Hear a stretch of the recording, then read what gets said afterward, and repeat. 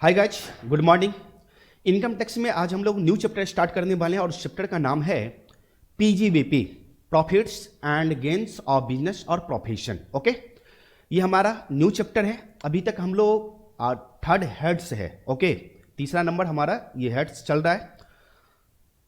इससे पीछे हम लोग 2 हेड्स कंप्लीट कर चुके हैं, इनकम फ्रॉम सैलरी और इनकम फ्रॉम हाउस प्रॉपर्टी। ये हमारा थर्ड हेड्स है जिसका नाम है शॉर्ट में पीजीबीपी बोलते हैं। इसमें टोटल सेक्शन कवर होता है सेक्शन 28 से लेकर के 44D तक। क्लियर? हमने जो इनकम फ्रॉम सैलरी चैप्टर समाप्त किया उसमें भी देखिए एक चार्जिंग सेक्शन, सेक्शन 15।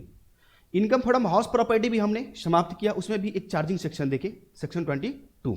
याद होगा आप लोगों को अच्छे तरीके से। ठीक पीजीबीपी में का भी एक अपना चार्जिंग सेक्शन है और वो सेक्शन है 28। चार्जिंग सेक्शन है 28।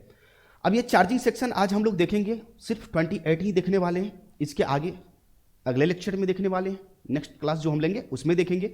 आज अपने को चार्जिंग सेक्शन समझना है कि क्या क्या है पीजीबीपी में। हालांकि ये कभी कभी आपको थ्योरी पूछा जाता है कि बताइए पीजीबीपी यानी कि profit and gains of business और प्रोफेशन में ऐसे कौन कौन से इनकम है जो टैक्सेबल होता है, तो आप वहां पे आंसर में आप ये चीज लिख सकते हैं। क्लियर ना?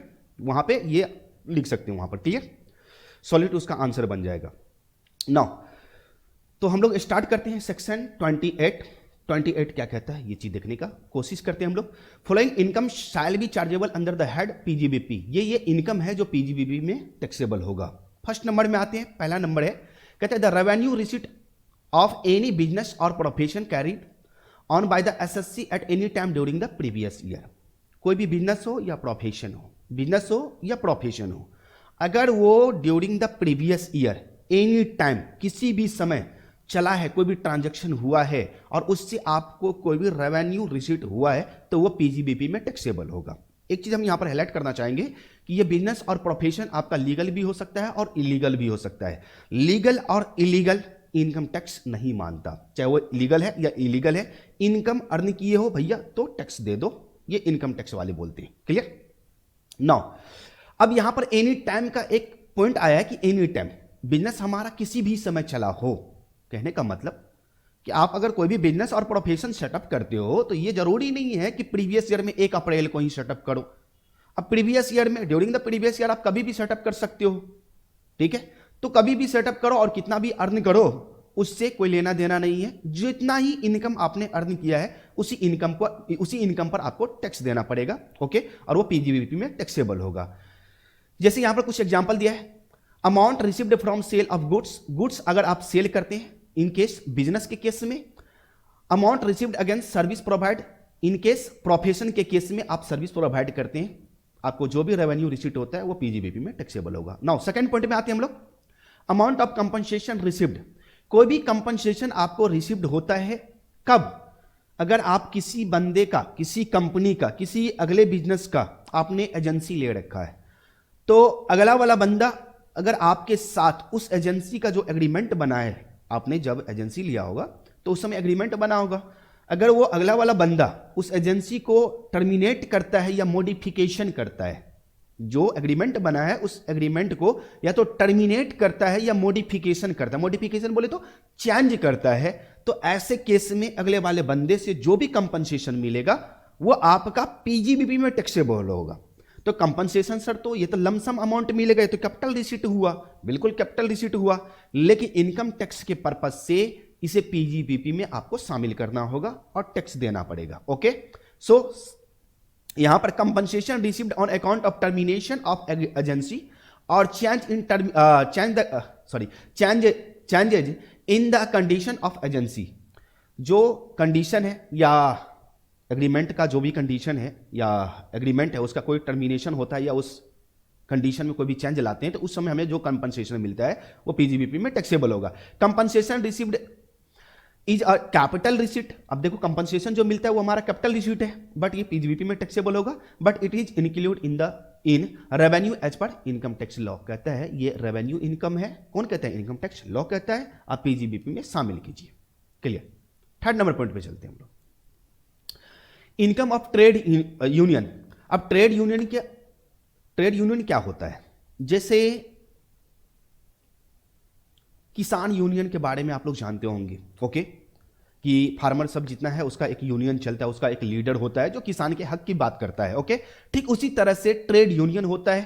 ओके, और इस ट्रेड यूनियन एक संगठन होती है, इसमें जितने सारे बिजनेस होते हैं, प्रोफेशन होते हैं, वो उससे उसका मेंबर बनते हैं और एनुअली सब्सक्रिप्शन पे करते हैं ऐसे यूनियन को। क्लियर? तो ट्रेड यूनियन को अगर ये इनकम होता है, कौन सा इनकम? जब ट्रेड यूनियन किसी पर्टिकुलर मेंबर के लिए कोई भी एक्टिविटी करता है, कोई भी काम करता है, और उसके बदले में ट्रेड यूनियन उस पर्टिकुलर बिजनेस से अमाउंट रिसीव्ड करता है, तो वो अमाउंट पीजीबीपी में टैक्सेबल होगा। वो अमाउंट कहां पर टैक्सेबल होगा? पीजीबीपी में, ट्रेड यूनियन का। Okay, so income drive by a trade professional और similar association, you know, chamber of commerce. Chamber of commerce का नाम आप लोग जानते होंगे। From specific service perform for its member, अपने मेंबर के लिए कोई भी स्पेसिफिक सर्विस प्रोवाइड किया है तो वहां से जो भी इनकम होगा वो पीजीबीपी में टैक्सेबल होगा, एक्सेप्ट सब्सक्रिप्शन ऑफ मेंबर। तो जो जो बिजनेस मेंबर बना हुआ है वो तो सब्सक्रिप्शन देगा एनुअली बेसिस पर, तो वो सब्सक्रिप्शन छोड़ करके, वो सब्सक्रिप्शन छोड़ करके। क्लियर? नाउ 4 नंबर पॉइंट में चलते हैं। ये कहता है इंटरेस्ट, सैलरी, बोनस, कमीशन और रेम्युनरेशन ड्यू टू और received by a partner of a firm in which he is a partner but subject to section 40B। इस लाइन को समझते हैं। कोई भी बंदा किसी पार्टनरशिप फर्म में पार्टनर है, कोई भी बंदा किसी पार्टनरशिप फर्म में पार्टनर है, और ऐसे बंदे को फर्म से सैलरी, कमीशन, इंटरेस्ट, कोई भी रेम्युनरेशन मिलता है, तो वो किसके अकॉर्डिंग मिलेगा? तो सेक्शन 40B के अकॉर्डिंग मिलेगा। और ये सेक्शन 40B हम लोग देखेंगे आगे, ये सेक्शन 40B हम लोग देखेंगे आगे। क्लियर? सर, सैलरी हम दूसरे को दे या अपने पार्टनर को दे, क्या फर्क पड़ता है? एक्सपेंसेस तो है, लेकिन नहीं। एक पार्टनरशिप फर्म होती है, मिनिमम 2 पर्सन उसमें पार्टनर होता है और मैक्सिमम 50 होता है, यू नो। तो फर्म जो बिजनेस है उस पीजीबीपी की इनकम को कम करने के लिए हो सकता है पार्टनर आवश्यकता से ज्यादा सैलरी ले, इंटरेस्ट ले, बोनस ले, और बिजनेस फर्म का जो इनकम है उसे जीरो कर दे, फर्म उस पर टैक्स ही ना दे पाए, है ना? क्योंकि ईच एंड एवरी पार्टनर को मिनिमम 2,50,000 का एग्जम्पशन मिलता है। तो सबको 2,50,000 का अगर एग्जम्पशन मिल गया, है ना, मैक्सिमम लिमिट जो होती है, तो सोचो क्या टैक्स पे करना पड़ेगा गवर्नमेंट को। इसी वजह से सेक्शन 40B हम लोग देखेंगे। ओके ना? आगे नाउ 5 नंबर पॉइंट में चलते हैं। Contract not to conduct any trade. अब यहां पर कॉन्ट्रैक्ट की बात होती है जो किसी ट्रेड को, यानी कि किसी भी एक्टिविटी को, किसी भी बिजनेस को नहीं करने के लिए यहां पे दिया जाता है, ये कॉन्ट्रैक्ट किया जाता है। अब मान लो कि सपोज एक एग्जाम्पल हम लोग लेते हैं, एग्जाम्पल में हम ले लें, मान लेते हैं ये 25 का आता है, मार्केट में सेल होता है, जितना इसका मैन्युफैक्चरर है, प्रोड्यूसर है, सब 25 का इसका प्राइस है, सेल करता है। लेकिन मैं भी एक मैन्युफैक्चरर बनना चाहता हूं, मार्केट का ही, और मैं चाहता हूं कि क्यों ना इसको इस तरह से बनाएं कि ये मार्केट में 20 रुपए के हिसाब से हम सेल कर पाए। तो सोचो, सारे के सारे 25 में सेल करते हैं, हम 20 में सेल करना चाहते हैं, क्योंकि इसका हम कॉस्ट करने का तरीका जानते हैं, और उस तरीके पे, उस बेसिस पे हम इसको प्रोडक्शन करेंगे तो 20 रुपया में मार्केट में इजीली हम सप्लाई कर सकते हैं। तो सोचो, जो 25 रुपया में सप्लाई करता है उसका मार्केट हो जाएगा डाउन, तो सबका सीटीपीटी गुम। जैसे ही ये चीज सुना तो सबका सीटीपीटी गुम हो जाएगा कि भैया अब तो हम लोग चौपट होने वाले हैं। तो वो सारे आते हैं और मुझसे बात करते हैं कि देखो ऐसा मत करो, तुम मार्केट का मैन्युफैक्चरिंग मत करो, प्रोडक्शन मत करो, ये काम नहीं करने का तुम कितना रुपया लोगे? तो हम बोले 2 करोड़। तो 2 करोड़ ऐसे काम नहीं करने के लिए हमें 2 करोड़ मिला है, तो ये 2 करोड़ रुपया हमारा पीजीबीपी में टैक्सेबल होगा। क्लियर? सो कहता है any sum received under an agreement for not carrying out any activities, किसी भी एक्टिविटीज को नहीं करने के लिए अगर कोई भी हमें लमसम अमाउंट मिलता है, okay, in relation to any business provided not taxable as capital gain, ये कैपिटल गेन में टैक्सेबल नहीं होगा। 2 करोड़ रुपया जो हमें मिला है वो कैपिटल गेन में टैक्सेबल नहीं होगा। ओके, और not sharing any know how, patent, copyright, franchisee, formula, है ना, ट्रेडमार्क, लाइसेंस, कोई भी हमारे पास इनमें से कुछ भी है तो इसका हमें शेयर नहीं करना है, उसके लिए अगर हमें कंपनसेशन मिलता है, ठीक है, एग्रीमेंट के अंदर, तो वो हमारा पीजीबीपी में टैक्सेबल होगा। That's it. 6 नंबर पॉइंट में आते हैं, वैल्यू ऑफ एनी बेनिफिट और परक्यूजिट। अच्छा, बेनिफिट और परक्यूजिट, बेनिफिट ही तो परक्यूजिट होता है। सपोज कि मैं एक, चलो इसको पहले पढ़ते हैं हम लोग। Free housing facility free housing facility to an advocate by his client. अगर क्लाइंट के द्वारा अपने एडवोकेट को फ्री हाउसिंग फैसिलिटी, मतलब फ्री में मकान दिया है रहने के लिए, तो बेनिफिट है किसको? तो एडवोकेट को। उसी तरह से free bungalow to tax adviser by the company. अगर कंपनी अपने टैक्स एडवाइजर को फ्री में बंगला देता है रहने के लिए, फ्री में कोई भी बेनिफिट देता है, ठीक है, तो जो बेनिफिट टैक्स एडवाइजर को मिलता है या एडवोकेट को मिलता है, वो बेनिफिट पीजीबीपी के अंदर टैक्सेबल होगा, चाहे वो टैक्स एडवाइजर हो या एडवोकेट हो। क्लियर ना? क्यों? क्योंकि ये हमारे बिजनेस से रिलेटेड होता है।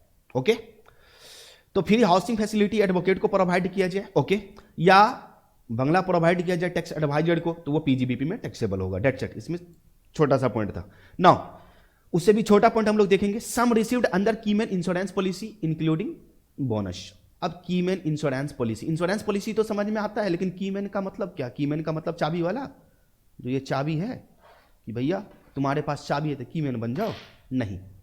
कीमैन का मतलब होता है कि ऐसा बंदा, ऐसा एम्प्लॉय जो हमारे कंपनी में जॉब करता है और जिसके रहने और नहीं रहने से हमारे कंपनी को बेनिफिट हो सकता है और नुकसान भी हो सकता है, तो ऐसे पर्सन को हम लोग कीमैन बोलते हैं।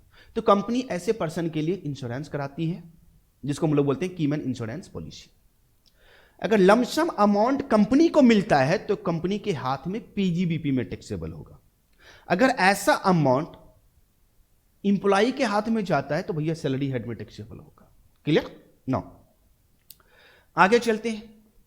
अगर ऐसा अमाउंट कीमैन मर गया और इंश्योरेंस पॉलिसी का अमाउंट मिलता है, सपोज अगर कंपनी को मिला तो पीजीबीपी में, इंप्लॉई को मिला तो सैलरी हेड में, अगर ऐसा अमाउंट इसके विडो को मिलता है तो अदर सोर्सेज में जाएगा।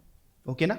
नाउ 8 नंबर पॉइंट में चलते हैं, लीगल और इलीगल बिजनेस और प्रोफेशन। लीगल बिजनेस हो या प्रोफेशन हो, इलीगल बिजनेस हो या प्रोफेशन हो, doesn't matter. Income tax law कहता है कि भैया हमें टैक्स दो, चाहे तुम्हारा बिजनेस या प्रोफेशन लीगल है या इलीगल है, उससे हमको कोई बहस नहीं है। अगर आपका बिजनेस या प्रोफेशन इलीगल है तो ऐसे केस में भैया उसका कानून कार्रवाई अलग से होगा, जिसके बारे में इनकम टैक्स कहता है हम कुछ नहीं जानते कि क्या आपके साथ हो सकता है अगर आप इलीगल बिजनेस और प्रोफेशन रन करते हो तो। क्लियर ना? तो यहां पर लीगल और इलीगल से कोई लेना देना नहीं है इनकम टैक्स लॉ को। ओके, लेकिन अगर इलीगल बिजनेस करते हैं, कभी पकड़े जाते हैं, तो वहां पे पेनल्टी इंपोज होगा, आप पर पेनल्टी लगेगा। तो पेनल्टी का भरपाई करोगे तो इनकम टैक्स लॉ कहता है कि पेनल्टी का भरपाई करोगे तो वो भी पेनल्टी जो तुम्हारा लॉस हुआ उसका भी डिडक्शन हम इलीगल बिजनेस के इनकम से नहीं करने देंगे। क्लियर ना? हम उसका डिडक्शन नहीं देंगे। ओके, क्योंकि एक तो तुम इलीगल बिजनेस करते हो, प्रोफेशन करते हो, तो काहे का deduction. Okay, now 9 number point में चलते हैं हम लोग, any sum received from transfer, destruction, okay, demolition of asset whose cost has been allowed as deduction 35 AD। ऐसा एसेट जिसका कॉस्ट 35 AD के अंदर, जिसका कॉस्ट 35 AD के अंदर डिडक्शन ले चुके हैं जिसके कॉस्ट का, अगर ऐसे एसेट के ट्रांसफर से कोई भी इनकम होता है, प्रॉफिट होता है, तो वो पीजीबीपी में टैक्सेबल होगा। देखेंगे 35 AD। नाउ 10 नंबर पॉइंट देखते हैं, कहता है इंसेंटिव रिसीव्ड और receivable by SSC carrying on export business. कोई भी एसएससी जो एक्सपोर्ट बिजनेस में सम्मिलित है, उसमें लगा हुआ है, ऐसे एक्सपोर्ट एसएससी को ये बेनिफिट ABCD ये बेनिफिट मिलता है तो पीजीबीपी में टैक्सेबल होगा। नाउ ये कौन सा पॉइंट है ये देखते हैं हम लोग। फर्स्ट ए पॉइंट में चलते हैं, profit on sale of import licence to an exporter.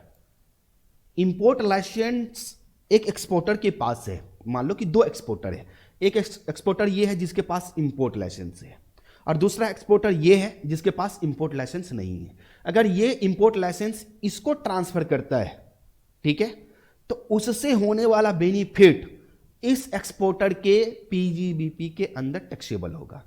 अब इंपोर्ट लाइसेंस की बात करते हैं, कब मिलता है इंपोर्ट लाइसेंस। इंपोर्ट लाइसेंस क्यों दिया जाता है?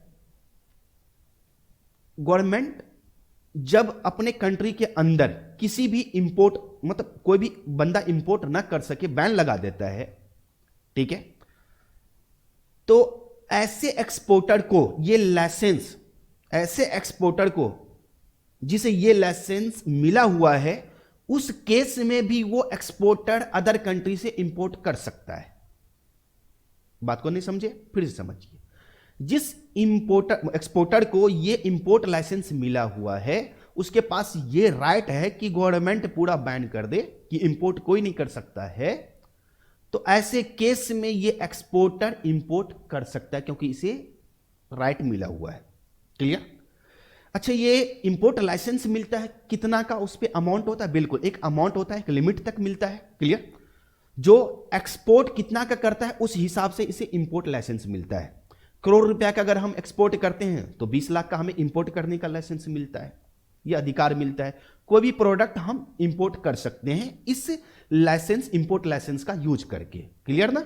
इस इंपोर्ट लाइसेंस का यूज करके कोई भी हम प्रोडक्ट इंपोर्ट कर सकते हैं। अच्छा, मान लो कि 20 लाख का मुझे इंपोर्ट लाइसेंस मिला हुआ है, जिसमें हमने 5 लाख का इंपोर्ट कर लिया है। अभी भी इस लाइसेंस से हम 15 लाख का इंपोर्ट कर सकते हैं, लेकिन ये पहला नंबर जो एक्सपोर्टर था, ये 15 लाख का अभी भी इसके पास इंपोर्ट लाइसेंस में क्रेडिट बचा हुआ है। इसने क्या किया? 16 लाख में इसको ट्रांसफर कर दिया। तो 16 लाख में ट्रांसफर किया तो भैया ये बंदा कितना का इंपोर्ट कर सकता है? 15 लाख का ही, क्योंकि उस लाइसेंस पे मेंशन है 15 लाख अभी भी। तो इसे तो मिला 16 लाख, तो 1 लाख रुपया जो ये एक्स्ट्रा इसको मिला है वो पीजीबीपी में टैक्सेबल होगा। That's it. ओके। अब ड्यूटी ड्रॉबैक क्या होती है?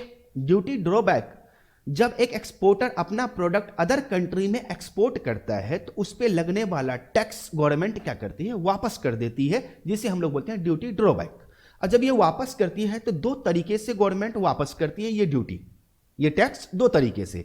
या तो इस एक्सपोर्टर के बैंक अकाउंट में डायरेक्ट ट्रांसफर कर देगा, या इसे ड्यूटी इंटाइटलमेंट पासबुक थमा देगा, एक ड्यूटी इंटाइटलमेंट पासबुक बना करके दे देगा। क्लियर? तो बैंक अकाउंट में दे दिया तो इन कैश, उसे तो कैश में मिल गया, लेकिन पासबुक देता है तो अब पासबुक एक है इसके पास तो आप पासबुक हो गया, उस पासबुक पर अमाउंट चढ़ा होता है, क्रेडिट रहता है कि कितना का आप टैक्स डिडक्शन ले सकते हैं जब कभी भी इंपोर्ट करेंगे कहीं अदर कंट्री से। तो अदर कंट्री से आप कभी भी इन फ्यूचर में इंपोर्ट करेंगे तो इस पासबुक में जो अमाउंट है टैक्स का, तो इंपोर्ट करोगे तो टैक्स देना पड़ेगा, तो उस समय ये पासबुक देना, ठीक है ना, और इसमें से अमाउंट टैक्स का डिडक्ट करवा लेना, डेबिट करवा लेना आप। क्लियर? अब मान लो इसमें 5,000 का हमें क्रेडिट मिला हुआ है और हम इंपोर्ट करते नहीं है, तो इसका लेके हम क्या करेंगे? तो इंपोर्ट तो हम करते नहीं, लेकिन 5,000 का हमें इसमें क्रेडिट मिला हुआ है इंपोर्ट करने का, लेकिन हम इंपोर्ट नहीं करते हैं। तो ये हम क्या किए? किसी अदर इंपोर्टर को सेल कर देते हैं 6,000 में, क्योंकि 5,000 का इस पर क्रेडिट है और 6,000 में से हम सेल कर देते हैं। क्लियर? तो यहां से हमें 6,000 रुपया मिला, 5,000 का ड्यूटी इंटाइटलमेंट पासबुक हमने सेल किया, उस पर 6,000 रुपया ले, तो 1,000 हमारा बेनिफिट हुआ, वो 1,000 रुपया पीजीबीपी में टैक्सेबल होगा। तो सर इसको क्या बेनिफिट हुआ? तो देखो, ये पासबुक से जब आप इंपोर्ट ड्यूटी डिडक्ट करवाते हो तो आपको इंपोर्ट टैक्स कम देना पड़ता है, तो ये बेनिफिट इसको मिलेगा। क्लियर? नाउ सी पॉइंट में आते हैं, वही any profit on transfer of duty entitlement passbook, ये चीज समझा चुके हैं अभी जस्ट कि 6,000 में उसने ट्रांसफर कर दिया तो 1,000 का बेनिफिट हुआ, पीजीबीपी में टैक्सेबल होगा। क्लियर? नाउ डी पॉइंट में हम लोग देखते हैं any profit on transfer of duty free replenishment certificate. ये सर्टिफिकेट अब किसको मिलता है? अब ये सर्टिफिकेट ऐसे बंदे को मिलता है जो प्रोडक्शन करता है और उस प्रोडक्ट को किसी अदर कंट्री में एक्सपोर्ट करता है, फाइनल प्रोडक्ट एक्सपोर्ट करता है। तो देखो, फाइनल प्रोडक्ट के लिए उसे तो रॉ मटेरियल चाहिए, तो इस प्रोडक्ट को बनाने के लिए हमें ये रॉ मटेरियल चाहिए। तो ये रॉ मटेरियल हमें अदर कंट्री से इंपोर्ट करना पड़ता है। तो ये प्रोडक्ट, ये जो हमारा रॉ मटेरियल है, इसे हम अदर कंट्री से जब हम इंपोर्ट करते हैं तो गवर्नमेंट हमें ये सर्टिफिकेट जारी करता है कि तुम्हारे पास ये सर्टिफिकेट दे रहे हैं, तुम्हारे पास अधिकार है, तुम इस रॉ मटेरियल को इंपोर्ट कर सकते हो, कोई रुकावट नहीं होगी। तो यहां पर अधिकार दिया जाता है, क्लियर ना, अधिकार दिया जाता है। कितना का रॉ मटेरियल इंपोर्ट कर सकते हैं उस पर क्रेडिट होता है सर्टिफिकेट पे। तो ऐसे सर्टिफिकेट को भी अगर हम ट्रांसफर करते हैं और वहां पे जो भी इनकम राइज होता है वो हमारे पीजीबीपी में टैक्सेबल होता है। क्लियर ना गैच? तो ये हमारा 10 पॉइंट था चार्जिंग सेक्शन में जो हम आपको बताए हैं। अब अगले क्लास से हम लोग 29 सेक्शन से देखेंगे। 29 सेक्शन क्या कहता है, फिर 30, 31, 32 इस तरह से हम लोग देखते चले जाएंगे एक एक करके सेक्शन। तो आज के लिए इतना ही, मिलते हैं हम लोग नेक्स्ट क्लास में। Okay, thank you, thanks for watching guys.